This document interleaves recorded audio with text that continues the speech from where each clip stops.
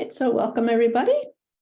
I'm Shelley Harrison, and this is your webinar on how can I know my life purpose and why do I matter? Of course you do matter, but I hope you know that you matter. So I'm going to bring up my slides right away, and we're just going to dive right on in because I'd like to have a space for questions and practice rather than just all the theory type stuff. So I will bring up the slides, and perhaps one person can unmute and just let me know that you can see them. And good. And I see you, all of you guys at the top of my screen. It's kind of blocking my view, but do you see yourselves or can you see the full screen? No, we can see only like you and the screen. You can just see me in the screen? Yeah. I actually see the three of the participants. I see everybody on the right-hand side and I see the screen. It depends on where you're at on Zoom, but you can choose gallery view or speaker view. If you choose speaker view, all the other participants will be very small on your screen. And on my computer, I can click on anybody's image, anybody's video image in the top, and there's sort of these little bars that give me a choice of how large you look on the screen. So you can play around with that. I will read what's on the slides. So if for some reason you're missing it, hopefully you're an oral learner and not a visual learner. So, and then go ahead and mute yourself again unless there's something urgent, because I can't see anybody now. So you'll just have to pipe up and interrupt me or pop something in the chat and I'll try to pay attention. So what are we talking about tonight? How can I know my life purpose and why do I matter? So questions you may have yourself about your life purpose. Why am I here? What's the meaning of my life? What do I have to contribute? Will I feel complete and fulfilled by the end of my life? So will you have done what you set out to accomplish in this life? Where should I focus my time and effort so that you are able to accomplish what your mission is? For those of us that may have income earning work, how do I do work that feels nourishing and meaningful? Or that, you know, a job, a job that actually feels like it's part of my purpose? What's my calling? Do I even have one? What do I wake up and do every day that moves me in the direction of purpose and contribution? So what kind of daily habits help you move towards fulfilling the overall picture? How do I feel happy? And if there are other questions you in particular have about life purpose, that I would love for you to type into your chat box. And I will try to pay some attention to that as we go through things. So if you know how to do the chat, it's on your control bar, and there's other questions I didn't put down here that are sort of burning questions for you, please add them. And those of you who are watching at home, please write them down and email them to me. So it's probably time for you to be clear about your life purpose. You may have felt drawn to come to this webinar because there's just something in you that wants more clarity about this. We also know things are kind of intense in the world. You know, we're all aware of the ecological crisis, the global warming, the weather changes, maybe women's reproductive rights. What happened down in the US around abortion rights may have been very stirring for you. We know there's violence, there's war in Ukraine. There never seems to be any lack of violence in the world. There's a worldwide housing crisis. We know in Canada, for example, housing prices went sky high, making it far less accessible for many, many people. Widening gap between the rich and the poor. Oh, there's never a lack of anything to be concerned about in the world. But you're probably a compassionate person who wants to help and you want to do your part But it's very easy to get overwhelmed by it all, right? Where do you start? What do you do? What's the most powerful thing you can do? And exactly what you are meant to do and where you can best contribute is your life purpose. So we could all do a lot of things, and we all have many ways we need to be responsible just as citizens of our town, our city, our province or territory, our country. But there's something very particular that is yours to do. But how do you know what it is? That's what I want to help you with. So your life purpose is the most important thing you can do or be in your life. It is not always an action. And we often think it is because we're a very action-oriented society. We're pretty invested in being productive. So why aren't you taught how to clearly know what your life purpose is?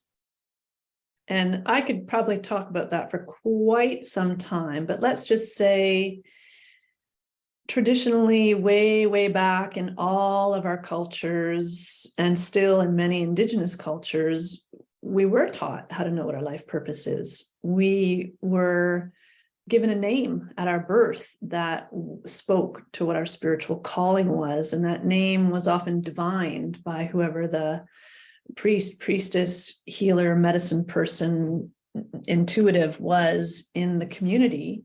Sort of helped to listen in to what that name was that was going to help guide us in our purpose. When we reached adolescence, there were initiation rituals that moved us into adulthood. And part of the purpose of that initiation ritual was to reawaken the energies of our mission, of our contribution, and help us remember what that contribution was that we came to make. And then once that was discerned during the initiation process, you would have had a whole community of men, women, aunties, uncles, mentors who would make sure that you were mentored in the right direction towards fulfilling that. And we don't really have that anymore. We have school, we have training. If you're lucky, you might find your passion, you might find the thing you connect with. And if you're not so lucky, you don't, and you can feel pretty lost. And, you know, our education these days is much more directed towards job fulfillment and security than it is to knowing who we really are and connecting with that and directing our life from that place. So it's no big surprise that so many of us really don't have a clear sense of our purpose. And yet it's the secret to feeling fulfilled, is to do that purpose, to do what you came to do. So what I want to cover today is I'm going to share a little bit about my own story of how I moved from pain to purpose, or lost to found, and how it brought me to my work as a healer. The two powerful ways that I help you to align with and reveal your life purpose, how you're put together as a human being, and where to find your life purpose alignment within that design, within the way you're actually built. The 4 power points in the key energy body that aligns you directly with your life purpose. And I will share about the 10-week group journey I designed to help you do this work. And I'd love it if you're interested in that, but I really want you to know this information, whether you take this course with me now or ever. I just feel it's so important for people to know this. It's like one of those missing chapters in our human operations manual. So who am I? Some of you know me and have met me. Some of you have not. My name is Shelley Harrison. I am sitting here surrounded by fields and forests in Wakefield, Quebec, which is a rural kind of community, about half an hour outside of Ottawa, Ontario. I do speak fluently French, although I am Anglophone. And my training is I work as an energy healer. I spent 4 years training in energy healing at a school called the Barbara Brennan School of Healing. I took the training at the Barbara Brennan School, which we refer to as the BBSH. I did it in the United States. At the time, it was on Long Island and then in New Jersey, just outside New York City. The school is now based in Florida. There's a European school. I believe they just reopened the Japan school. But it's been a while since I graduated. I graduated in 1999. So I've been working as a healer for more than 20 years. And the model of your energy bodies that I follow comes from my training at the Barbara Brennan School. And I've had a private practice as a healer since 1999. And I worked for many years, primarily as an energy healer, and I also taught yoga alongside that. But 5 years ago, I got very interested in trauma work, mostly because I was in a relationship with someone who I realized later had pretty severe PTSD from a very, very difficult childhood. And I didn't understand why that person had such big reactions all the time. It was quite a difficult relationship, and yet it was part of the pain that led me to my purpose of learning how to do trauma resolution work. And it relates a lot to energy healing, in that really what I see as an energy healer is I'm seeing the biggest blocks you're going to have in your energy field are related to the most difficult things that have happened to you or have wounded you, or the big overwhelming stresses and traumas that you've been through. And once I started to blend in the somatic experiencing work with my work as an energy healer, it felt like the key that had been missing. It just amplified and focused the work a lot, and it helped me actually get way faster and deeper results with people. So, but then that just wasn't quite enough. I just kept going, because a lot of what I see in your energy field is not from your personal life experience. A lot of the things that get stuck in there aren't even yours. They're things that you have usually unconsciously taken on for your family system. So 3 years ago, I added training in family constellations work, which is a pretty amazing and direct way to get at those intergenerational trauma blocks and clear those as well. I'm also a plant spirit medicine practitioner. I have a personal passion for nature and for Indigenous approaches to spirituality.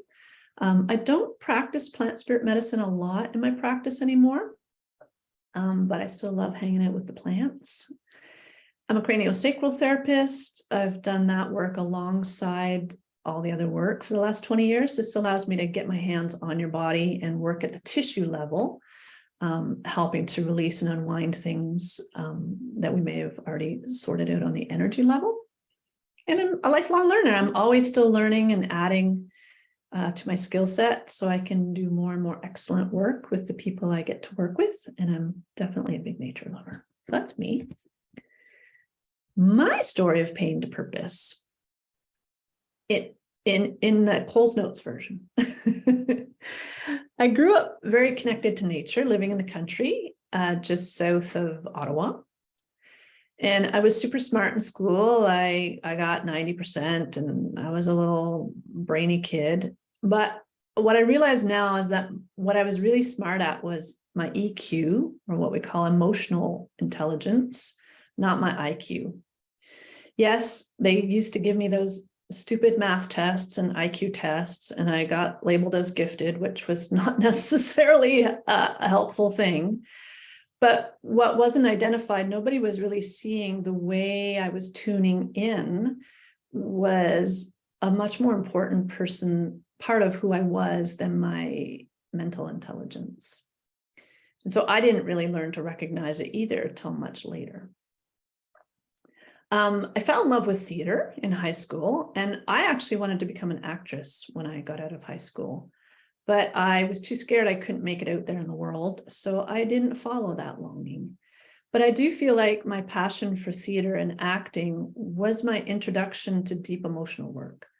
I remember joking that before I got into theater, I used to say to people, I just don't get mad. It was not very connected to my emotions.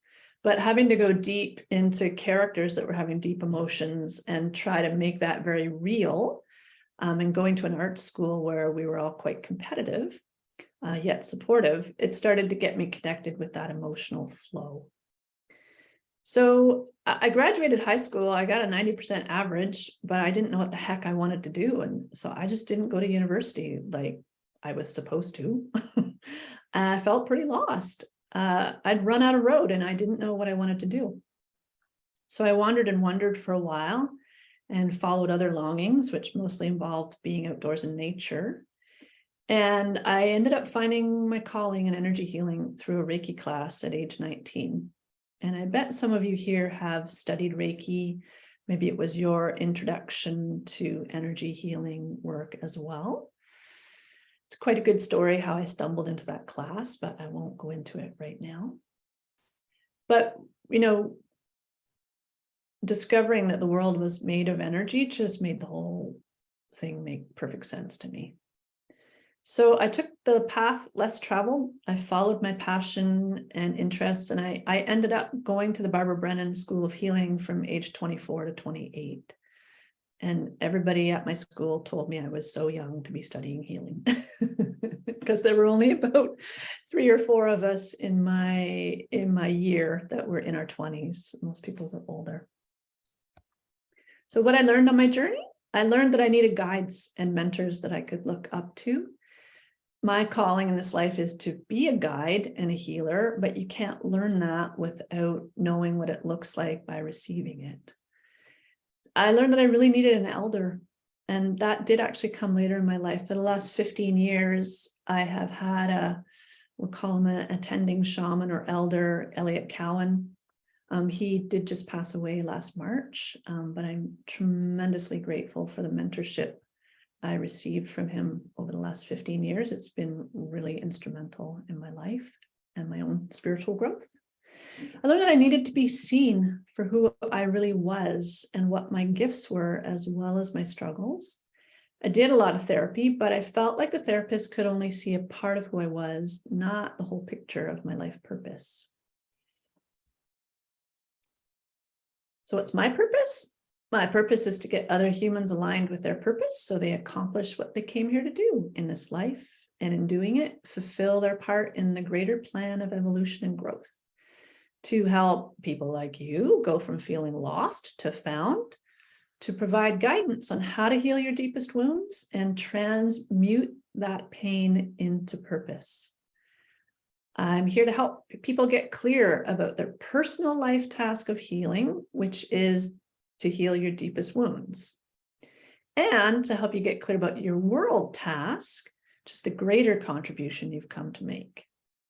I help you expand from your personal life task, which is healing those wounds, into your world task, which is your greater contribution. And I'm here to save the world by getting everyone aligned with their life purpose so we all work as an awesome team. Why do you matter? Because each one of us is like a thread in a beautiful global worldwide woven blanket. And the only person that can add your thread to the blanket is you. You have a unique life purpose, and your unique personal combination of energies, life experiences, past life experiences, if you want to throw that level in there, makes you like a unique fingerprint. And yes, there are many people around the globe that are working under the umbrella of healer, under the umbrella of guide, under the umbrella of environmentalist, but your unique fingerprint, you're the only one that can weave that thread into the blanket. So if you don't, we're missing your thread. The more people add their weave to that blanket, the stronger it is. And the more we can all move together forward collectively. And it's also a lot more fun. Okay, enough about me. How can you know your life purpose? There's probably lots of ways out there that folks help guide people. Very popular one, astrology. It's something I'm certainly interested in a sense, right? What you're tracking is the unique combination of energies that were present at your birth that form, let's call it your energetic thumbprint or fingerprint. Working with a good astrologer can give you a lot of guidance on what you're working on in this life, what your struggles are, what the struggles are you're likely to encounter. And of course, an astrologer can give you updates on that, right? Oh, what are the energies this year and what's likely to go well this year, and that level of guidance.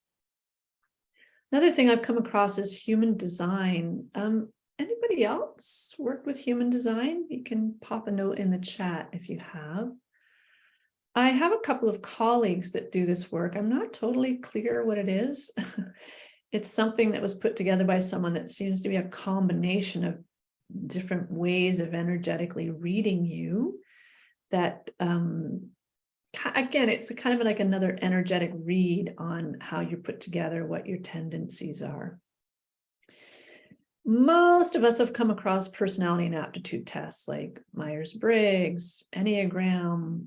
If there's another test like that you've taken that you know the name of, feel free to add that to the chat. I don't know about you with these personality tests. I know some people get really into these and can glean a lot from them. I actually just signed up for an Enneagram course through Carolyn Meese. It was one of her colleagues teaching it because I was like, this is cool. I want to see what this other way of looking at life purpose is. And it was so dry and boring. I couldn't even listen to it all. So for me, I found a lot of those things will tend to give you what are your tendencies, but I find they're kind of lacking on specifics. The ways that I teach, and of course, this is not a comprehensive list of ways to find your life purpose, but the ways that I personally teach are life purpose alignment work. It's working specifically with an energy body that is right inside of you that directly aligns you with your life purpose. That's what I'm going to talk about shortly. And I also work with what I call soul guides. That's what I call your archetypes, or these archetypal patterns or energies that shape specifically what you're up to in this life. And if you know a lot about archetypes, which we all do more than we think, right? Hollywood movies, all the characters are really archetypal. Fairy tales, myths, those are all archetypal characters. You know, are you a fairy, a queen, a king, a prince, a wizard, and on and on and on. We know that each of these archetypes has kind of a story to it. It has a sort of a path. So if you know which ones you're working with, you can get very, very detailed and specific with a lot of information, including the people, places, and events that show up in your life. So how do I help you know your life purpose? I do work with people in one-to-one healing work. Most people, when they come into my healing practice, they're really at the pain stage of moving from pain to purpose, where all that stress, all those overwhelming experiences, all that unaddressed trauma is still waiting for some help. They've usually worked in therapy quite a bit, but there's just deeper work to do directly with how those energies are stuck in their body and their energy field. If people stick around long enough for me to really get to know you and your life story, I am very good at picking out the key parts of your story and what they have to do with your life purpose. So I do help people do this one-to-one, where I just start to notice things and pull themes out and start to look at that bigger picture as I get to know parts of your story. I do group healing work with the family constellations work. That happens once a month online, occasionally in person, as there's a January group. A big part of everyone's life purpose, well, not everyone's, but the conscious kind of people that tend to show up in my healing practice, for many of us, part of our life purpose is to heal that transgenerational trauma. We're the one in the family system who has the longing or the consciousness or just signed up for the job to really look at all of that and at least sort out our part of it so it doesn't get passed on.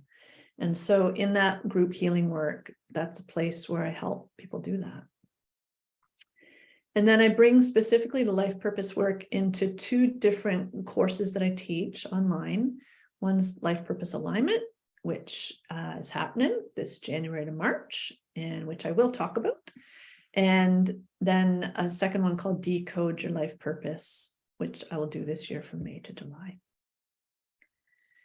Oh, I don't know if this is long. I don't know if I want to go through all this, but this is the details about the Life Purpose Alignment course. Let's go back to that later.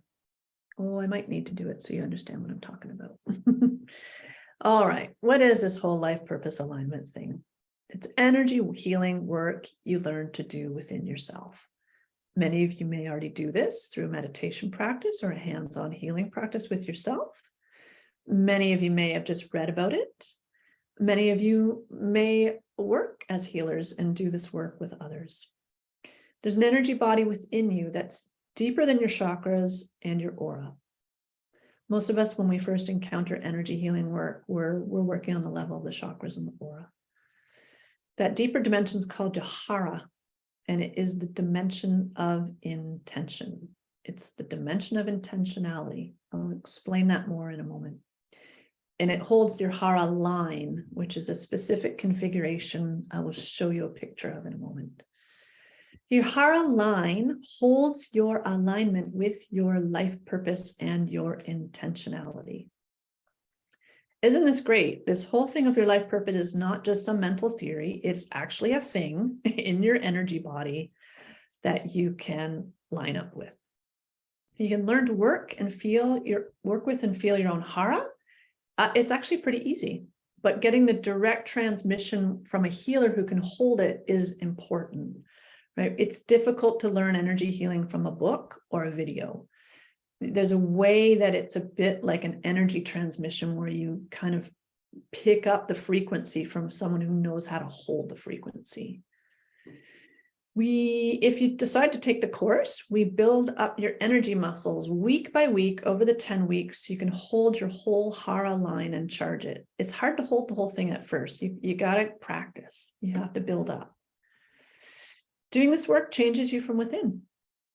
It reawakens your purpose, your passion, and your inspiration. And like attracts like in the world of energy. So the more aligned you are within, the more you begin to attract to you the things that are aligned for you. And you complete the course able to confidently do your own daily Hara alignment practice. It heals you, and the more you do it, the more your life heads in the right direction. So this is those daily habits, a daily habit you could begin to do that moves you more and more into alignment with your life purpose. The Decode Your Life Purpose course, which is kind of like part 2 to how I help people with their life purpose. We do the Hara alignment work again, but we don't spend as much time and focus on it as we do in the Life Purpose Alignment course. And you discover the 12 soul guides, which are shaping the details of your life purpose. You get to see the shadow side of your soul guides. This shows you the wounds you're working with on your personal life task. And you get to see the light side of your soul guides, or the positive side. And this shows you the highest potentials and the areas of life that you channel your world task through.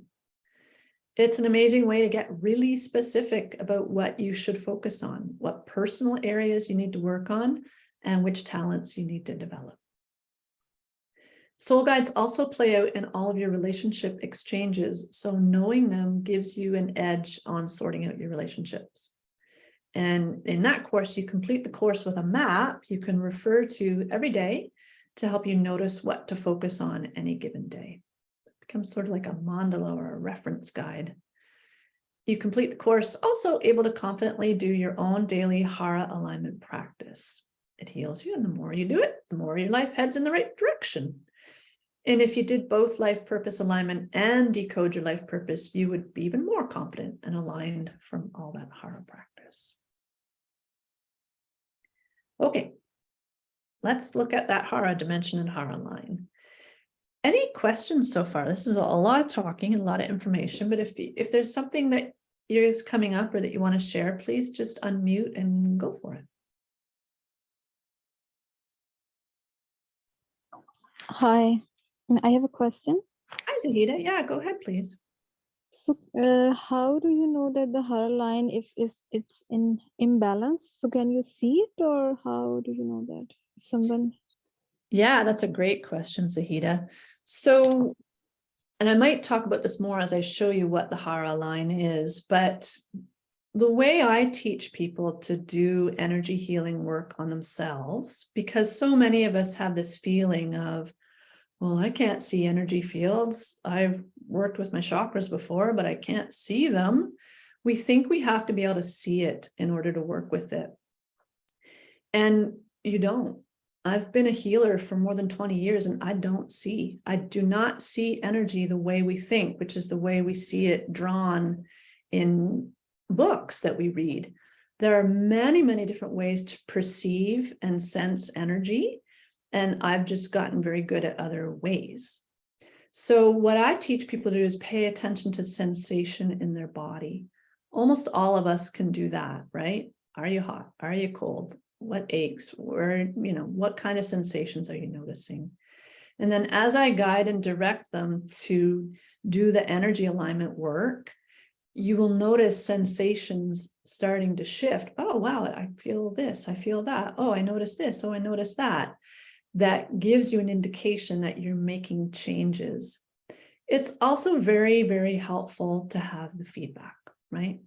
And even though we would be doing this work online, I'm really good at reading your energy field, even across Zoom. So as we practice, I will look at what you're doing and I will notice where you're out of alignment or in alignment. I will give you feedback, and then you will be able to correlate what you're feeling or sensing. Part of the work is you will start to discover how you sense things. And then you'll know, oh, okay, when I'm feeling that, it's that. So the validation and feedback process is really crucial to learning the work. It's how I learned how to be a healer, right? 4 years of being out of school where I got tons of feedback and not always validation. Does that answer your question, Zahida? yes, thank you. Yeah, great. Anybody else have a question at this point? And if it's a question about what the heck's the Hara, I'm about to show you pictures, so. All right, I'm gonna sally forth here. Okay, first of all, why energy healing? Because you are a being primarily of energy, spirit, and consciousness. I don't know if anybody told you that, but this is true. And when you start to be able to sense, perceive, see yourself on an energy level, you start to learn this, that there is much more to you than meets the eye. Even physicists know that energy precedes matter, that energy gives rise to material reality. Your energy reality and energy bodies are very organized and rational. You make sense. You're actually not just a big pile of oozing energy. That energy is organized in a very particular way, at which I'm about to show you. These energy bodies provide the perfect map of how you work and what you are here to do. Why? Why has no one taught us this? Soon it should be taught from kindergarten on up. The map is real. You can see, feel, sense, attune to it right in your body. It is not just a conceptual framework of mental ideas, it's the truth. So there are 5 different dimensions in your energy bodies, or Barbara Brennan used to call this she called it the 4 dimensions of humankind. And then she discovered there was a 5th one. So the 5 dimensions of humankind, your energy reality and energy bodies are very organized and rational. One gives rise to the other. Here's the name of the 5 dimensions, which I'm going to show you. Primary reality, the void. Then your core star, which is your beautiful divine essence, the light within you that arises from the void. Then it organizes into the Hara line. Your divine essence takes on an intention and a purpose. Then that energy expresses through the 7 layers of your aura. This is like your personality, where the energies of your relationships, your emotions, your thoughts are all playing out moment to moment. And that condenses down into the part most of us know, which is our physical body. Okay, let's look at these because these are the 5 chapters in your human ops manual that no one ever gave you. Just quickly, where does this information come from? Who is Barbara Brennan? Barbara Brennan just died this year, I believe in her 80s. So she's a modern American healer and a channel. For those of you who are into channeled material, she did channel basically everything that she taught. She studied atmospheric physics and she worked for NASA, so she was a scientist. Her clairvoyant senses began to open up, so she ended up leaving NASA and started studying massage and counseling. She started to see the auric field and do deeper spiritual practice and personal work with a path of personal development called the Path Work. She lived at the Pathwork Intentional Community in New York State. So as she worked in her counseling practice, she started seeing people's auras more and more. Barbara did have a very highly developed visual sense, which is why she got the life purpose of writing it into books and giving us nice illustrations so we could understand it. She had a healing practice in New York City for over 20 years. And everything that she learned and discovered became the body of work she taught at the Barbara Brennan School of Healing. The school started in 1982. It grew, and there was a large body of teachers. I was a student at the school from 1995 to 1999, and the school was kind of in its heyday at that point. I believe Barbara would have been in her 50s.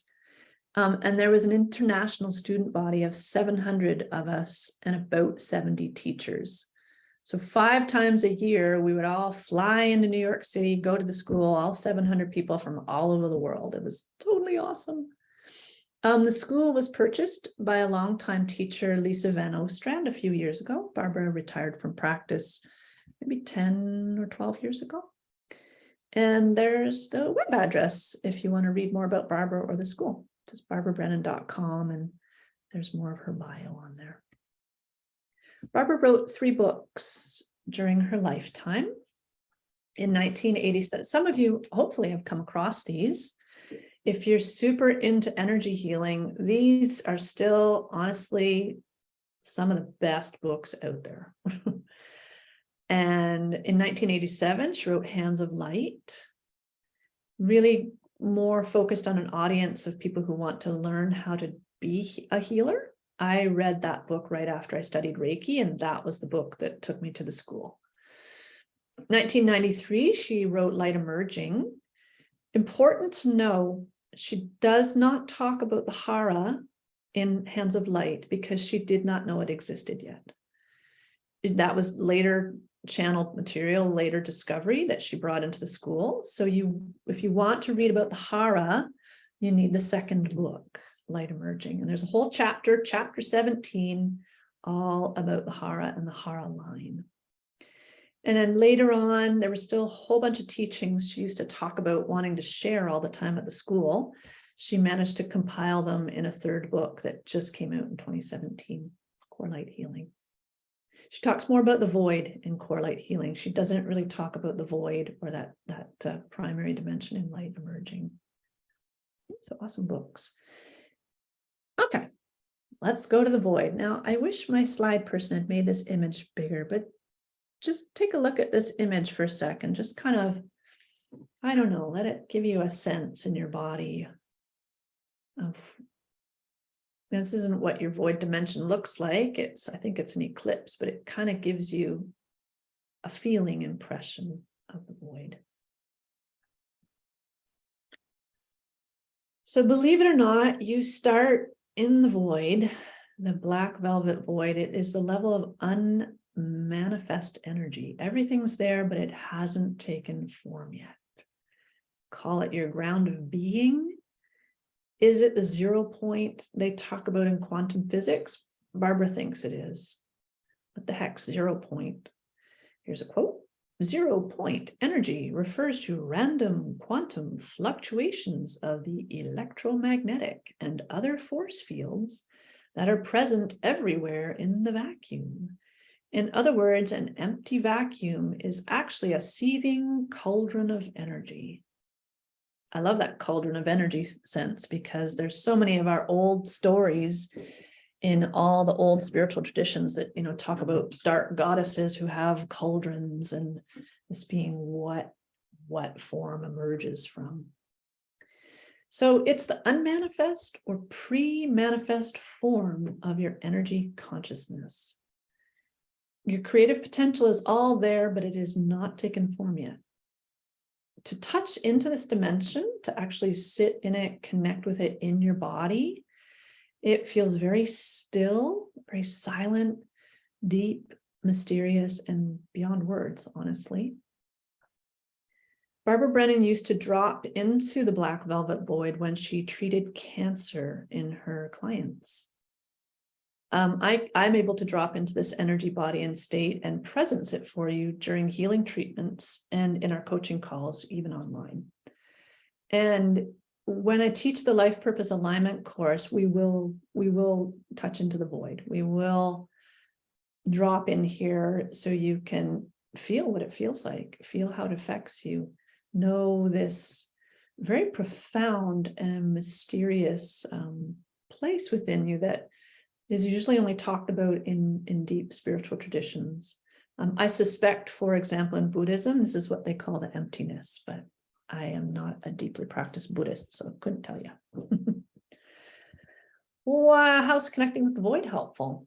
It's very peaceful and restful. It replenishes you. You connect with the feeling that the meaning of life is much deeper than all the busy work of our modern times. It is deep yin, the dark goddess, the divine feminine. I just listened to a very good podcast the other day it was an interview with Lynn Twist, very famous writer of the book called The Soul of Money, and environmental activist who has done amazing work in the world, like definitely a woman who has been working her world task big time. And she said, the divine feminine is the answer to everything right now in the world. That more of that energy being presenced, the feminine, the cooperative, the care, the nurturing, is basically the solution to all of our problems. So why not presence it directly through your body in your field? In fact, for some of us, part of our life purpose is to do just that, to be a landing point, an anchoring point for that consciousness on the planet. Oh, that's deep. I gotta take a breath there. I start dropping into it in my body as I talk about it too.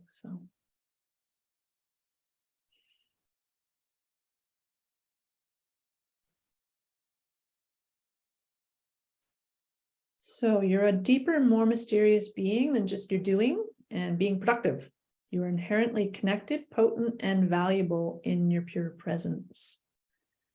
I just said this already. Vesseling the void fulfills part of your life purpose to presence the deep feminine here, which is part of the healing and rebalancing of our planet. You become a grounding point for this presence and embodiment. Healing on this level, no healing is needed here. You either have connection or you just aren't aware of the connection with it yet. Okay. Then out of this deep, unmanifest energy, the light is born. The light arises, from the dark womb comes the potential. Literally, the core star looks like this beautiful star that starts to radiate out from the center of your being about 2 inches above your belly button, but it actually upwells from every cell of your body.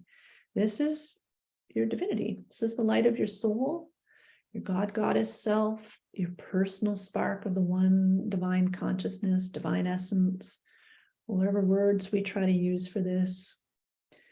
It's your creative life force that emerges when you desire to commune, create, and experience your individuated, unique self.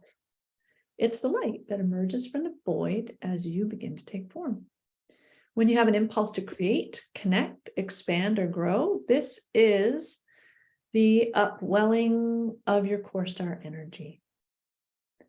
Core star has a life pulse, right? You had this desire to create or connect, and it expands. It's like the inhale, you start to move out And then you move out into expression. There's a stasis where you're like, wow, look what I just created, a relationship, a piece of artwork, an experience for myself. Wow, check that out. And then we move into contraction where we take that in. It's like the exhale. Our core star like comes back in and we're like, wow, what's that mean about me? Ooh, I see more of who I really am in my divine essence. And there's a stasis again, deep in the center where we kind of condense our core essence. Healing on this level, again, no healing needed here. You're not damaged on this level. You are whole and complete. Where you are ill is where your core star is not shining through. I should say where your core star doesn't shine through. Okay, so anywhere in your life it's not shining through, you're probably going to be feeling either physically unwell, spiritually challenges. How's connecting with your core star helpful? Helps you to connect with your creative impulse, brings more health and radiance through your whole energy field. You feel peaceful and serene when this is expanded and expressed. And it's a pure and simple spiritual practice. The oneness is within your core star and you are within the oneness. So if you want to know God, just learn how to drop into your core star. Chapter 18, Light Emerging. Okay, now what we're interested in is your Hara dimension, right? So from the void, your core star arises out of the darkness. It's this beautiful light. And then the light wants to get down to business. The light's like, yeah, what are we doing here? And it sort of filters down or upwells into this very specific energy dimension called the Hara line. And I wish these pictures were a bit bigger.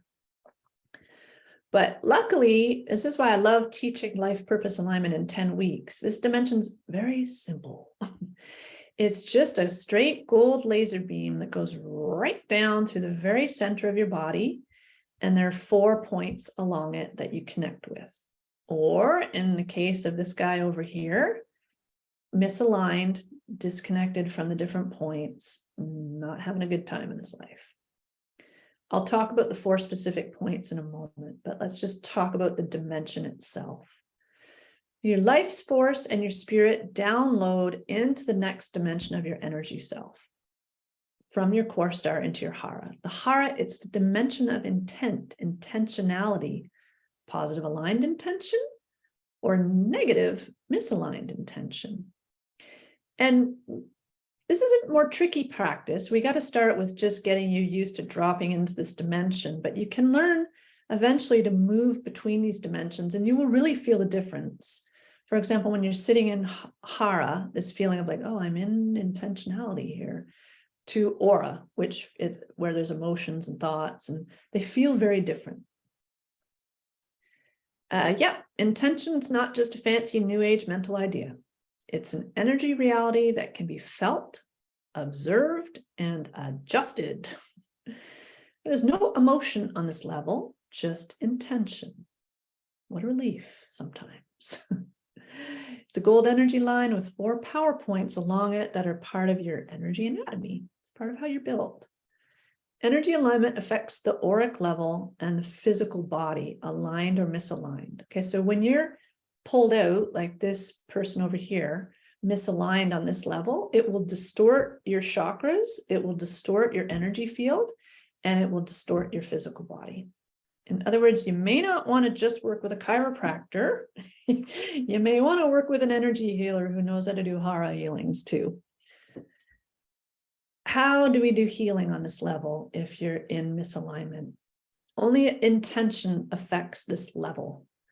Or martial arts with awareness of chi flow can affect it. So if you work with a martial arts teacher who understands this level, those practices will begin to charge it and realign it. What do I mean? Only intention affects it. I cannot grab onto your Hara line with a wrench and a hammer and move it over into place. All I can do is, now there is a very specific Hara line healing that I was taught, and you can receive it from me anytime you wish, but specifically in the Life Purpose Alignment course, there is a healing package upgrade, if you want, alongside the course, if you want to receive Hara line treatments from me, the only way I can affect your Hara is I have to align my own. It's almost like, I want to say like whispering to your Hara, hey, do this, line up like this. So as I align with my intention and hold that very strongly, it begins to kind of, I want to say, remind yours to come back towards alignment. It's a fascinating process, and it's kind of advanced energy work, but working on it on yourself, very simple, teachable, very doable. Okay. How is connecting with your Hara helpful? Well, you get clear about your intention that underlies your actions and motivations. You learn to follow your longing and trust it to take you where you need to go for your growth and fulfillment. We'll talk more about longing in a moment. Connecting with Hara gets you deeply grounded. It supercharges your energy field and your body, and it's the easy non-mental way to make sure you live your life on purpose. All right, and I'm going to go over the 4 points in the Hara line in a moment, but let's complete these 5 dimensions, right? So we've gone from the void, upwelling the core star, focusing that into your Hara line. What's your purpose? Now what happens? Then your energy and spirit move into the aura. Most of us call it the aura. Barbara came to call it a human energy consciousness system. And I'm sorry these pictures aren't bigger, but these are images from Barbara's book, Hands of Light, of the 7 distinct levels of your aura. It's a lot to go over. I teach an entire 8-month-long course called the Aura Healing Journey, where we will spend a whole month in each one, learning about what it looks like, how you work with it, how you can feel it for yourself. But just quick, level 1, etheric body, very close to your body. Level of physical sensation is charging your physical body up. Level 2, emotional body. This is the level where you feel feelings about yourself. Are you feeling shameful? Are you feeling joyful? Are you feeling mad at yourself? Are you feeling proud of yourself? Fluid level, and the colors of the chakras are what we think of them as, but only on this level. Level 3, mental body. On this level, you're having thoughts. And every time you have one, energy moves on this level. Level 4, fluid level, bioplasma floating around. Your emotions in relationship. Every time you have a relationship exchange with another person and feelings about it, energy moves on this level. Level 5, called the etheric template, very mysterious level, which actually has quite a bit to do with life purpose. It's the level of divine will. It's where you line up with the higher purpose for your life, the higher directive, the divine will for your health and your life. Oh, we could talk all day about that one, but we won't do it today. 6th level looks like beams of opalescent light just radiating out for you. This is the level where you're having spiritual experiences, ecstasy, bliss, serenity, expansion, joy. It's an emotional level of divine love. It's so good. That's why we do spiritual practice. Level 7 expands all the way out to form the boundary of your whole auric field, the level of divine mind. It's the level that kind of aligns you with the big picture of your life, the big meaning, the imperfection within the imperfection. Again, not a well-known level in our culture. Most of us are all hanging out down here in our thoughts and feelings, hopefully our sensations, but a lot of us are checked out of our bodies too. So, all right, just quickly, this is the level of your personality and your life experiences. This is where we see what we call at the Barbara Brennan School psychodynamics. Every time you have a thought, feeling, or experience, your aura and chakras show it. Your whole life and all experiences are playing out here. Your sensations, emotions, relationships, spiritual experiences. We all have different energy habits and blocks on each level. We're the same, but we're all unique. The Aura Healing Journey is my signature 8-month course where we spend 1 month in the chakras, 1 month in each level of your aura. And how healing on these levels, healing in this dimension of your being, hands-on energy healing, or very specific practices for each level of the aura. So what I learned over 4 years of school is there's very different things that need to happen to address wounds, distortions on each level. Also, energy medicines like homeopathy, flower essences, sound healing, music, many other things, but those kinds of things will also have an effect on this level. And last but never least is your physical body, last dimension, right? So from the unmanifest void, core star expands, focuses into an intention in the Hara line, expresses down through all these 7 layers of consciousness and into material reality, your physical body. This is where it all lands, the container and landing pad for all your energy bodies. Your physical body arises from your energy consciousness bodies and not the other way around, which is an unfortunate thing we kind of come out of our educational system with, right? We think, well, if I have energy at all, it's just like some kind of glow radiating off of my physical body. It is not. Physical body comes last. What a paradigm shift. Most healthcare is focused on this level, even though the reason things ended up the way they are in your body started long before with blockages in your energy bodies. And the kind of healing we apply to this level: physiotherapy, massage, allopathic medicine, nutrition, exercise, all those things we make New Year's resolutions around, right? Okay. Anybody have questions? That's a lot. And for example, if you choose to step into the Life Purpose Alignment course, I'm going to spend class 1 going over the 5 dimensions again, because that may have just blown your mind. It's a lot of information, but it's pretty cool to understand how you are built. But are there questions at this point about those 5 energy dimensions? And again, just unmute yourself and go ahead. Do the chakras come into being after the aura and then our physicality last? Yeah, great question, Where Ellen. did the chakras come in there? Yeah, and I should have addressed that more specifically. The chakras are part of the auric level. And I'll just back up the slides a little there. Again, these pictures are really tiny, but you know, one of the big things I teach in the aura healing journey is most of us, if we go through different literature on the chakras, we tend to see this picture, right? Oh, blobs of color or circles or lotuses on the body.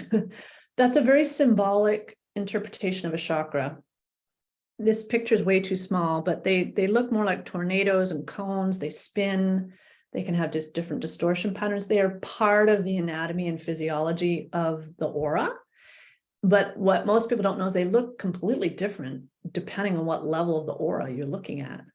On the first level, this is a structured level, lines of light. Well, all the chakras are traced in blue lines of light too. On the emotional bodies, which are more fluid, which we tend to think of the aura as, oh, blobs of color moving around. It's more sort of this fluid energy moving into or out of, or not into or out of the chakra. So chakras are part of the auric anatomy and physiology.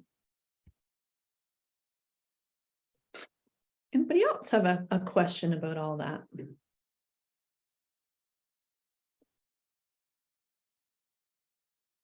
Did you know that you were that fascinating?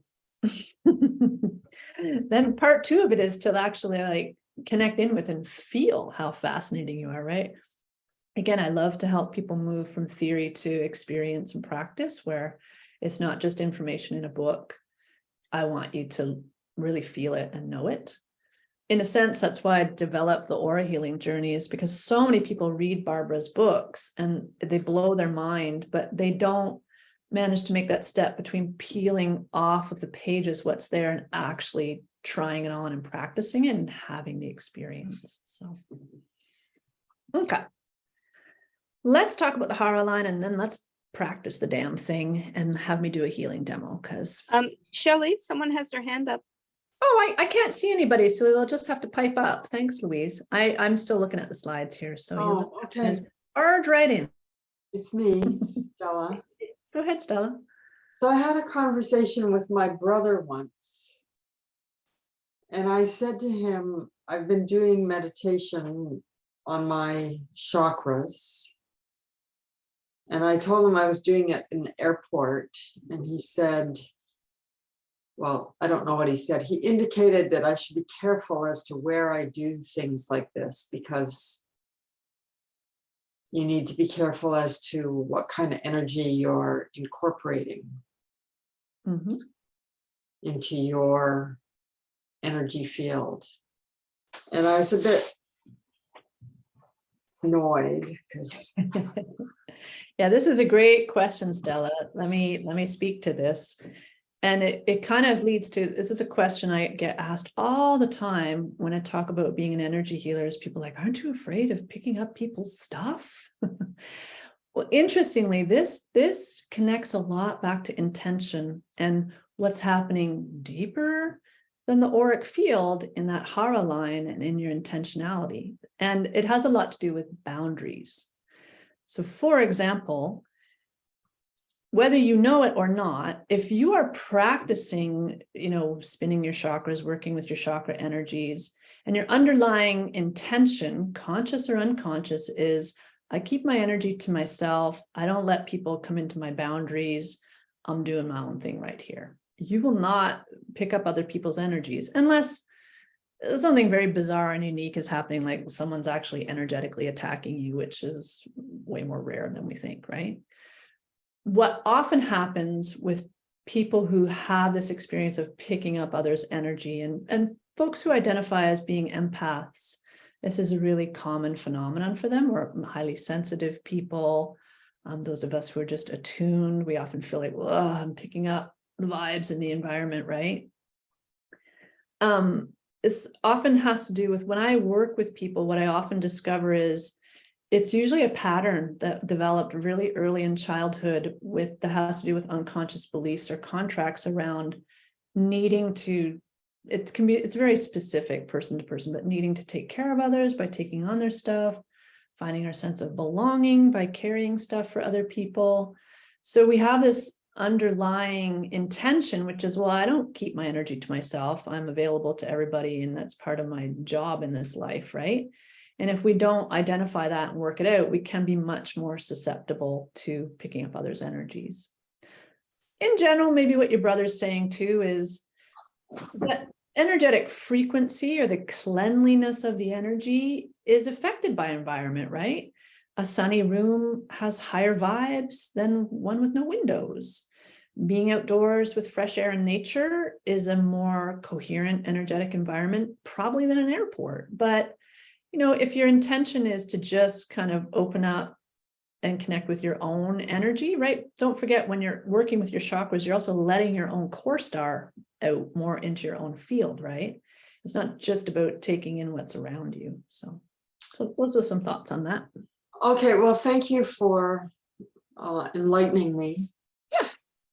And You'll know the difference too, Stella. If after you do the practice, you feel better, more clear-headed, more grounded, more energized, great. If after you've done the practice, you feel like, oh, kind of exhausted or foggy or blah, you're like, maybe this isn't the greatest place to do it. So, well, I often meditate in public places, and we discussed this when I took the aura healing course. I was doing my aura healing on the bus. yeah, I know, I remember that. And that's where I had time. Yeah. And let's go inversely too here, Stella, too, right? That we can go into this fear place of like, oh my God, I could be picking up other people's stuff. Well, what if what's happening is you're grounding other people around you by sinking into your own energy? What about that? What if you're starting to put out good vibes into that airport because of what you're doing? What do you know? Okay.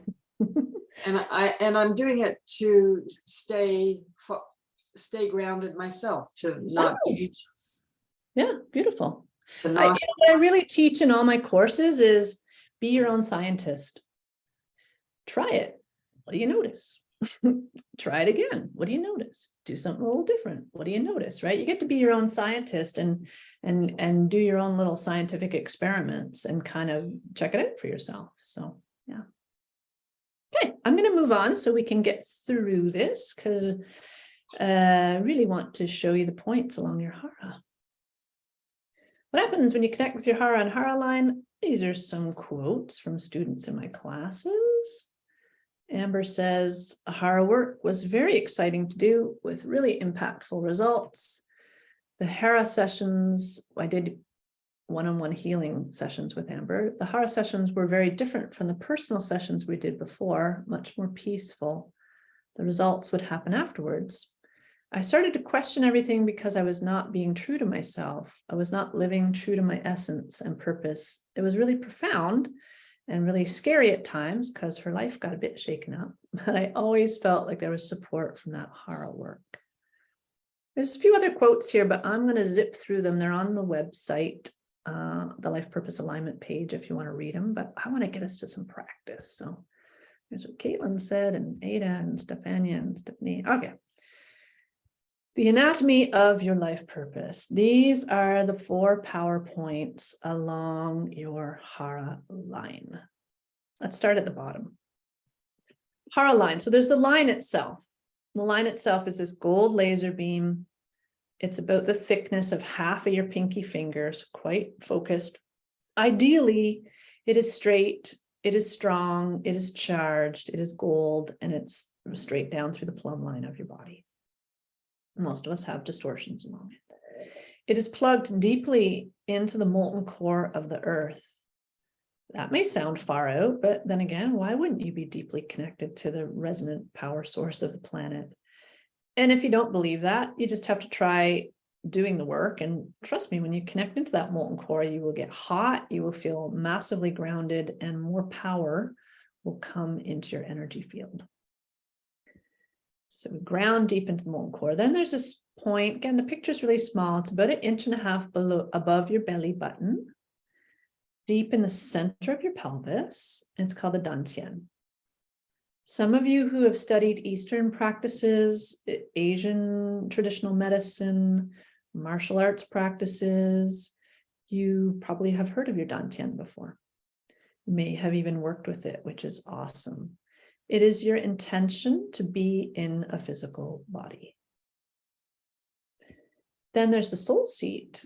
This point, it's about, if you find the sternocleidomastoid notch, this dip between your collarbones, it's about 1.5 inches below that. I sometimes call it the necklace point because when you wear a necklace that's just the right length, the pendant will hang there. So it's higher than your physical heart, it's lower than your throat, it's not a chakra, and it's not in the auric level. Barbara called it the soul seat.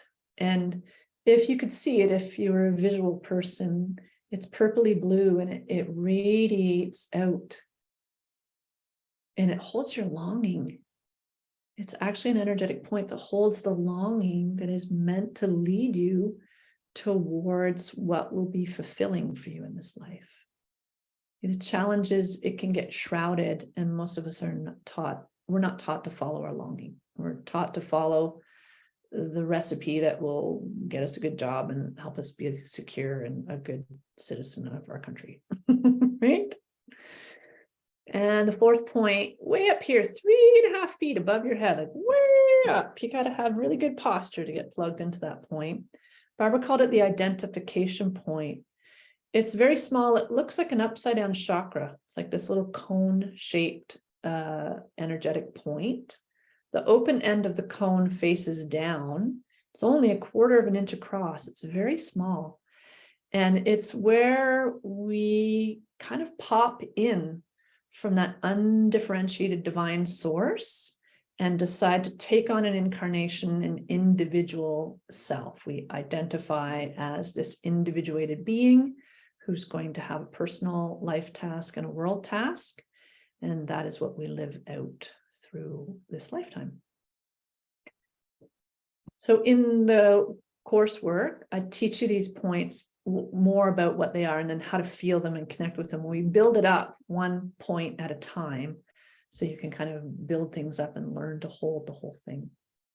We tend to work in standing, not sitting, so that your legs can be charged, so that your pelvis can be properly aligned to connect with the Dantian. Yeah. I think I want us to go into the Dantian right now, and I'm just going to skip ahead and see if there's important stuff. Well, I'll just read this one. Your heart line holds the key and missing piece to your life purpose, and you already have it within you right at your fingertips. But no one taught you it was there or how to connect with this most precious form of guidance. Are you ready to learn and reconnect? Let's go into the Dantian right now, as I want to give you just at least a taste of practice. And if you don't get it your first time out, don't panic. Even just the practice of finding the point on your body, intending to connect in with it, is starting to lay the groundwork for you to be able to feel this. So I'm going to come off screen share so I can see that. I'm gonna stand up. Yeah, go for it. Go for it. Okay, let me just. All right. So I'll change my view gallery. Great. If you would like me to be able to see you, you're welcome to take your video off. And if you would not like me to be able to see you, leave your video off. I think we should take a short pee break too. I've been talking a lot. So let's take a really quick, maybe stretch break, grab a sip of water and take a pee if you need to. I'll pause the record and we'll come back in like literally 2 minutes. Okay, we're back from our little break. So what we're going to do is just do a little short practice of seeing if we can touch into that Dantian. So you can do this standing or sitting. If you are sitting, and you can come to the edge of your chair so that your feet hopefully can touch the ground. Your back can be as straight as possible. Doesn't have to be rigid, but just so you can free up your back. The most important part is so you can tip your pelvis back and forth. And you might even just do that for a moment right now. Just rock back and forth, whether you're standing or sitting, and just notice any low back pain. Is that part of your health picture? Is it harder to curl under or rock forward? Do you have one hip that's more stiff than the other or more injured? Are there differences from right to left in your pelvis?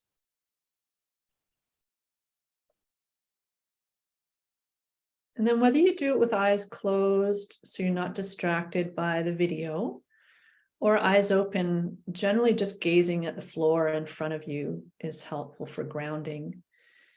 Just take a moment to check in with your body. Okay. What can you notice about your body right now in terms of body sensations?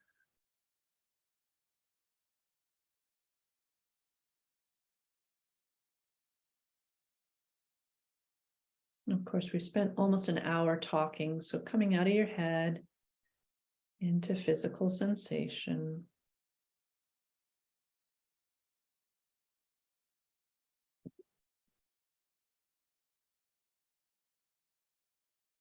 If you're seated, really letting your sitting bones land in the chair. If you're standing, take your feet more than high hip width apart and relax your low back, relax into your legs and feet.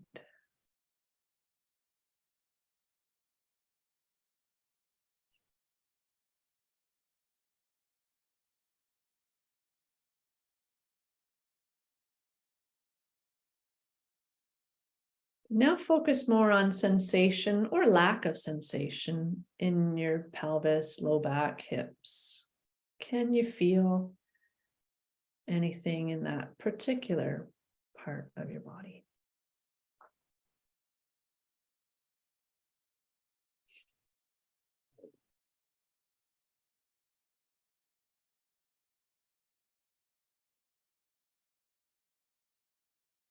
And I've been talking a lot, so I'm actually just shifting my intention right now into an intention to connect with all of you and support you to move into this little taste test of Hara.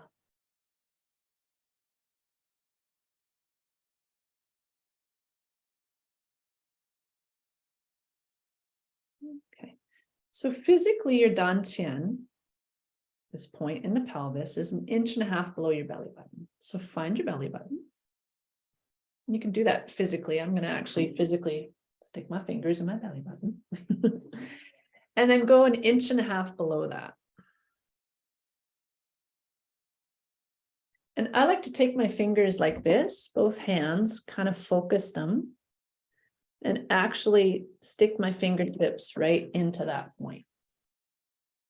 So here's my belly button, here's my dantian. You don't have to use your hands. For some people, that physical landing something on your body is very helpful. For others, it's a distraction. It's part of what you learn with this practice. Now, the dantian is about the size of a golf ball. Not all of us play golf, but it's about 1.5 inches. It's spherical. And ideally, it's composed of gold energy. So just kind of sink your awareness deep into the pelvis beneath your fingertips. And just set your intention to connect with your dantian.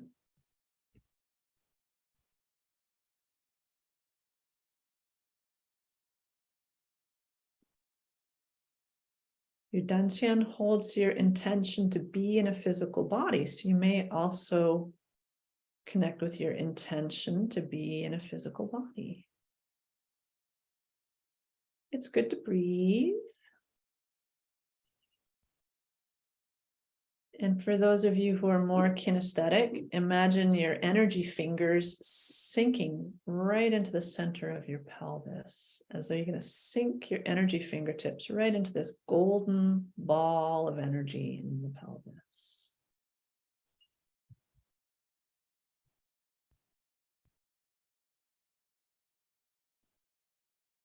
Just keep intending to connect, to remember and reawaken your dantian.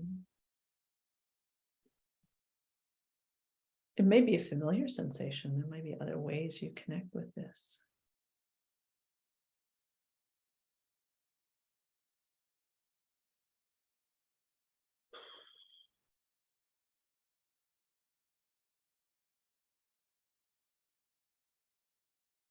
Now I'm taking a look around at people.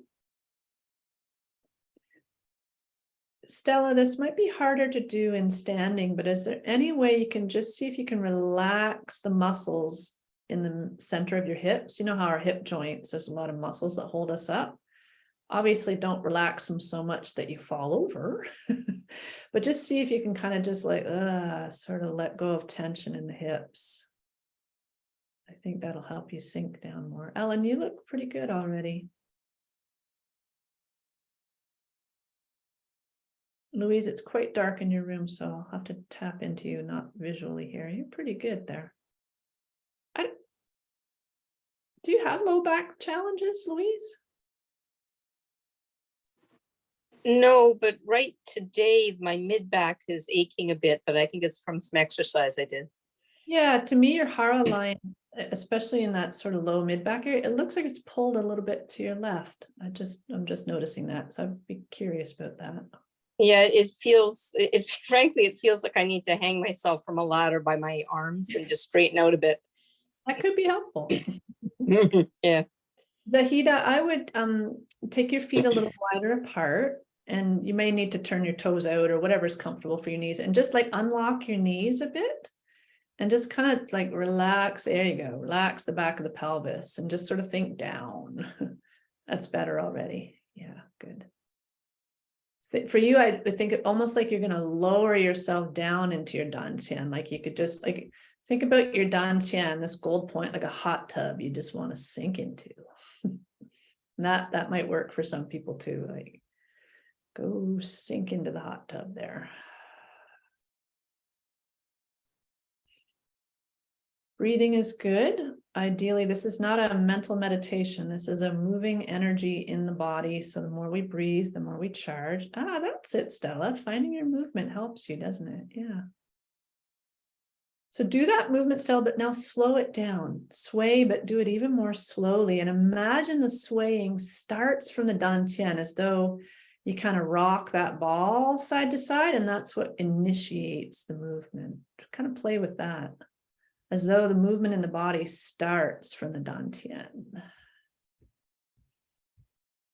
So Stella's already demonstrating like finding her own way that she connects with it, right? And it's different for all of us. Some of us are better in stillness. Oh, wow, that's good. Everybody just dropped in more. What happened there? It's maybe distracting for you to look at the screen. It may be helpful because there's a way our group energy starts to kind of hook up. Carol, I'm wondering if, I don't know if you're at home, but I just get this curiosity about whether you're in a space that feels like your space. Like it feels like you're not fully dropping in because maybe you're not in your own personal space. Am I correct about that? I am at home. Okay, you are. Okay. Yeah. It just looks like there's a sort of a tentativeness in your low back about really dropping in there. Mm. Which is okay. Sometimes we notice it's like, no, this is hard for me. Some points are easier than others. Anybody want to share what they're feeling, not feeling, noticing? Get some feedback. Don't forget to unmute. I'm very warm. Yes. Good. Well done, Ellen. That's a good sign you're connecting in, right? See, Ellen may or may not be able to see this energy body, which is like, I don't know, I'm doing this thing and something's happening. Ellen, you can add the dantian is also kind of wrapped in a golden membrane, like this resilient energetic membrane that contains it. So you can just sort of intend to sort of feel, sense, see this sort of gold membrane that just contains and wraps it. It gives it more integrity, more containment. And breathing. Anybody else?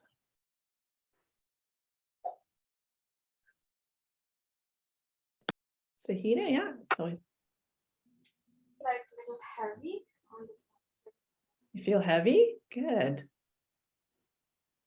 Excellent. Yeah. So even you can just relax into that heavy feeling, right? And just again, sink into the hot tub of the dantian.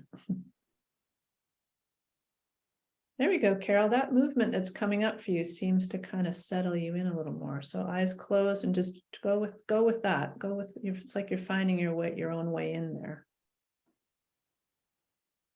Almost thinking to yourself, Carol, what is my intention for being in my body right now? It's like, where am I at with wanting to be in this physical container? Am I hesitant? Am I wanting deeper immersion? Am I scared? What's going on here? Just kind of be in that inquiry, right? Because part of what we discover when we start to work with this point, a lot of us is like, I don't want to be in my body. Are you kidding me? I'm out of here. This world's dangerous and it's violent and no way. So we may have had experiences in our life, part of our pain picture, right, that have taught us that it's not safe to be in a body. And so part of our personal task of healing is to create more safety for ourselves by actually coming back in and sometimes doing our own trauma work that erases some of those really scary experiences and helping ourselves feel safer. For many of us, that's a very key part of our life purpose. So, all right, we can take a few breaths there, and those who are standing may want to sit. You don't have to disconnect from your dantian, but you may just want to see how even a few minutes of practice leaves you feeling. Put your mute back on, and I'm just going to pull up the screen share again. Well, I hate going back to talking after we do energy work, so let me just give us at least 1 minute here to just notice that you've shifted your consciousness a little bit.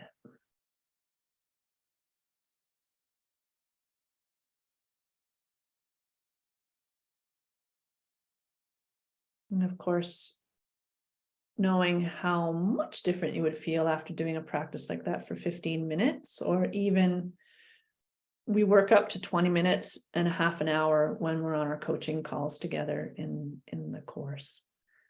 And of course, it's stronger when we're in a group.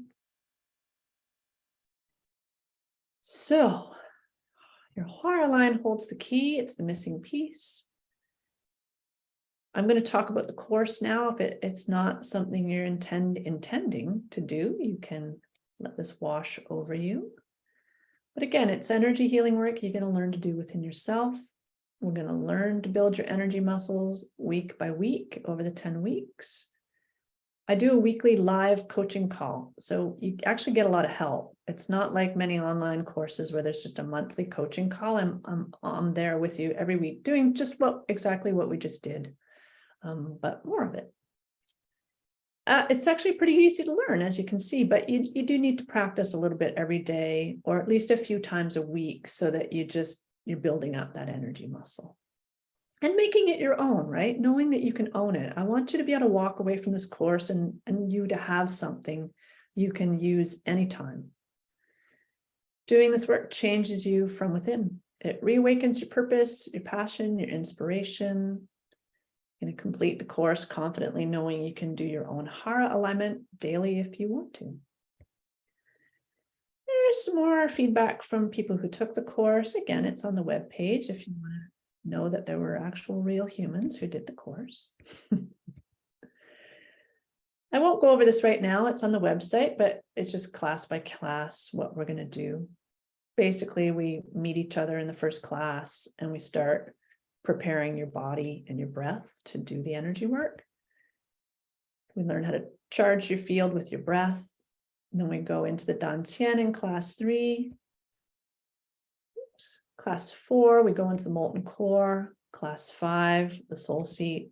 Class 6, the identification point. Class 7, the line, learning to hold all 4 points along the line. Class 8, we're going to talk a little more about personal life task and world task. In class 9, I'll go into the black matrix. This is the sister dimension of the hara that is related to the void. So we're going to go into that dark velvety void. I want you to experience that as a real thing. Class 10, we wrap it up. And we practice every single class. So you're building up your ability every class. Lots of good Q&A time. If you want to do the course, these are the fees. To do 3 monthly payments of $333 Canadian dollars. And the taxes are included in there. I have to charge GST and QST, so that's included in the price. It's a lower fee if you want to pay it all up front. And if you want even more help, even more attention and focus, you could do a healing package upgrade. This is, you get the 10 classes and the course material and the coaching calls. But then you will also book 5 personal healing sessions with me of an hour and a half each. I will do a very specific hara healing on you. It's a healing that's only taught at the Barbara Brennan School of Healing. I didn't learn it until 4th year because it's a bit tricky. And, I can give you more personal feedback on how you're doing, what's showing up in your life, digging into your life purpose. The healing package upgrade is 3 payments of $666 or lower payment if you want to pay up front. If that is of interest to you, you're really feeling like, holy Toledo, this is amazing. I want it all. We need to get you signed up right away. My schedule gets filled up very quickly. So to get an appointment time that works for both of us, email me right after this call, and we'll get you sorted out. We did questions. And just to know, you can do this work by yourself, okay? It is hard to know if you're getting it right without feedback. It is good to keep the lineage of the teaching pure and refer back to the source material in Barbara's books. And because I was a student at the school, I do have 27 years of experience with the work, and I've given hundreds, if not thousands, of hara healings. But the practice is written down in Barbara's book, Light Emerging, chapter 17. She goes through it step by step. You can follow that and just do it if you want to. So it is accessible. Or you can do it with guidance and the energetic support of a group. When we do group practice, it amplifies the energy and it makes it easier to feel the energy. You'll learn from each other's experiences and sharing. Folks have similar questions and struggles. It's really nourishing to hang out with other people that are into this stuff. And I can give you feedback and help in the group and validate what you're feeling, which helps you to learn. And if you want even more personal attention or read on your personal world tasks and deep healing treatments, you can do the healing package upgrade. And that's it. That's what I have to share with you today. If that's the website address. If you want to check out the course class by class, or you want to go ahead and sign up, I'm opening enrollment to the class right after this webinar. There's 20 spots in the course. I like to keep the classes small so I can give personal attention. And if you're super excited about it and you're like, yep, I'm definitely signing up. If you want to sign up right after we finish this webinar, you can go jump on the website. I would love to mail you a copy of Light Emerging by Barbara Brennan. So you can go straight to chapter 17 and read about the Hara line. You don't have to have the book to do the course. I'll read excerpts out of it, but it's nice. It's nice to have, again, the source material where Barbara shared this. Yeah, but if you want to be one of the first folks to sign up, what you need to do is email me with your mailing address and your name.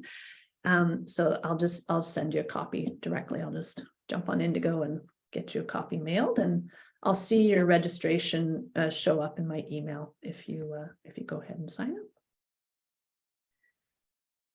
I'll leave that up for you, but are there any other questions? I know we went over time. It happens when I get talking, but I will email you this website address right after we jump off this webinar in case you want to go check it out and you don't want to scramble for the email. But if there's any other questions that I can answer right now, I'm happy to stay on. And otherwise, I really appreciate you coming tonight to learn about this work. Again, whether I get to work with you or not, I feel it's really important for people to know all of these things we haven't been taught about ourselves. So, Can I ask a question like in email? of course, Sahida, yes, please feel free. Okay, thank you. All right.